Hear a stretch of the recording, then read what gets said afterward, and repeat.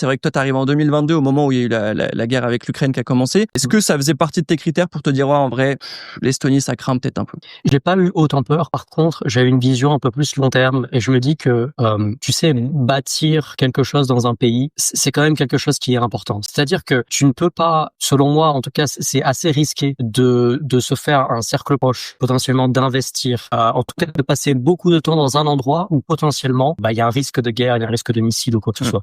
Ça faisait partie des raisons pour lesquelles je me suis expatrié du coup en fin 2023 à Dubaï. Je me suis dit ouais, mais quand même, c'était pas des principales, hein, mais quand même, je me suis dit c'est bête à dire, mais si je reste en Estonie, que j'investis du temps, mon énergie à bâtir quelque chose au lieu d'autre part, il faut que je sois certain que ce soit le bon endroit. Et encore une fois, de par l'économie, de par le fait que ce soit une petite ville, des choses comme ça, t'as quand même peu d'opportunités de développement, je trouve, à Tallinn. Tout ça a fait que j'ai pas vraiment peur du conflit. Maintenant, je suis quand même heureux d'être notamment à Dubaï parce que de par les investissements, etc. C'est un peu considéré comme la Suisse actuellement et à l'époque. T'as tellement d'investissements dans tous les pays que c'est très sécurisé en termes géopolitiques.